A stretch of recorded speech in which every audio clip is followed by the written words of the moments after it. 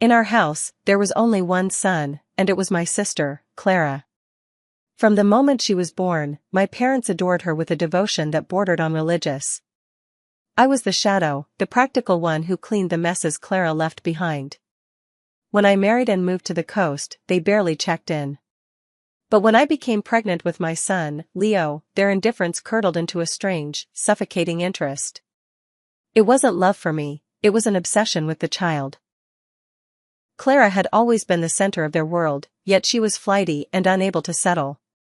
Suddenly, my mother, Margot, decided that my purpose was to provide Clara with the one thing she lacked, a family legacy. The atmosphere in our coastal villa grew heavy with unspoken expectations. I spent my days watching Clara practice being a mother with my newborn, her eyes glittering with a greed I didn't understand. I felt like a guest in my own home, holding my breath, waiting for the storm. My mother began whispering about the vast family fortune and how it required a stable heir to stay within our branch of the family. I didn't realize then that in their eyes, I was merely a vessel, a temporary holder for something they intended to claim as their own. The tension reached a breaking point during Leo's 3rd month. My mother cornered me in the nursery, her face a mask of cold determination. She explained that Clara's future depended on having an heir to secure the grandfather's trust fund, a fortune that would otherwise bypass our family. "Give him to her, Elena," she whispered, her voice devoid of any maternal warmth. "Clara will raise him as her own, and you can live comfortably as the aunt. It's for the best." I felt a wave of nausea. I wasn't just being asked to share, I was being told to vanish. I denied her the infant child, clutching Leo to my chest as I backed away. The realization of their plan made my blood run cold. They had already drafted legal papers, treating my son like a piece of property to be traded for a bank account. My father stood in the doorway, silent and complicit, his eyes fixed on the distant sea rather than his own daughter. I realized then that I was alone in this house. There were no allies here, only predators disguised as kin.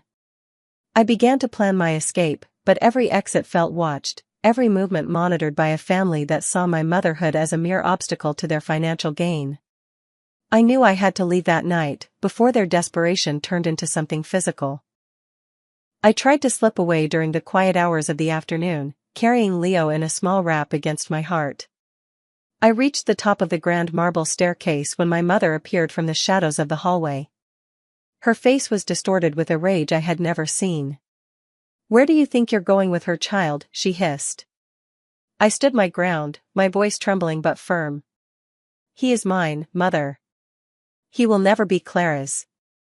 In that moment, the mask of the doting grandmother shattered completely. She lunged forward with a strength born of pure avarice. "The fortune is hers. Dispose of it," she shrieked, her hand slamming into my shoulders. The world tilted. I felt the sickening lurch of gravity as she shoved me down the stairs. As I tumbled, my only thought was protecting the bundle at my chest. I twisted my body, taking the brunt of the impact against the hard stone steps. I heard the distant sound of Clara's laughter from the garden, oblivious to the violence unfolding above. I hit the landing with a bone-jarring thud, the air driven from my lungs. My mother stood at the top, looking down at me not with horror, but with a clinical, detached hatred. She expected me to be broken, an obstacle finally removed from the path of the inheritance she craved. I lay on the cold floor, gasping for air, clutching Leo who had miraculously started crying, a sign he was alive. My blood ran cold as I realized my imminent peril. I was like a hunted animal, trapped at the base of the stairs while my mother descended slowly, her heels clicking like a countdown. She didn't come to help, she came to finish the job. She reached the bottom and looked at me with an expression of pure, unadulterated disgust. "You always were the difficult one, Elena," she said, her voice a low growl. "You couldn't just do what was necessary for this family." I tried to crawl toward the front door, my legs pulsing with the pins and needles of shock. Every movement was agony, but the survival instinct was a roar in my ears. I saw my father watching from the balcony above, his face ashen but his feet remained rooted in place. He was waiting for the problem to be solved. I realized that if I didn't get out now, I would become another secret buried under the coastal sand. The "dispose of it" command echoed in my mind. She wasn't talking about the child, she was talking about me. I was the disposable part of their grand design. I reached for the heavy brass door handle, my fingers slipping on the cold metal as I heard her footsteps stop right behind me. Just as my mother reached out to grab my hair, the heavy oak front door swung open with a force that sent her stumbling back. A shadow fell across the room, tall and imposing against the bright afternoon sun. It was an unexpected arrival that changed the air in the room instantly. My mother's hand froze in midair. She went white, the color draining from her face until she looked like a ghost. She began quaking, a violent tremor taking hold of her limbs as she stared at the figure in the doorway. It was my grandfather Julian. The family had told everyone he was in a vegetative state in a private facility, a lie they used to seize control of his estate early. But here he was, standing tall, his eyes sharp and filled with a terrifying clarity. He wasn't the senile old man they had described, he was the master of the house, and he had heard everything. He looked from my crumpled form on the floor to the woman who had just tried to kill her own daughter. The silence was deafening, broken only by Leo's soft whimpering. My mother tried to speak, her mouth opening and closing like a fish out of water, but no sound came out. The power dynamic of the house didn't just shift, it evaporated. The woman who had been a tyrant seconds ago was now a cowering child in the face of the true patriarch. Julian stepped into the foyer, his cane striking the floor with the finality of a judge's gavel. "I have been awake for months, Margot," he said, his voice a deep, resonant rumble. "I have watched you from the cameras I installed when I first suspected your greed." He looked down at me, and for the first time in my life, I saw genuine familial love in an elder's eyes. He helped me up, his grip surprisingly strong.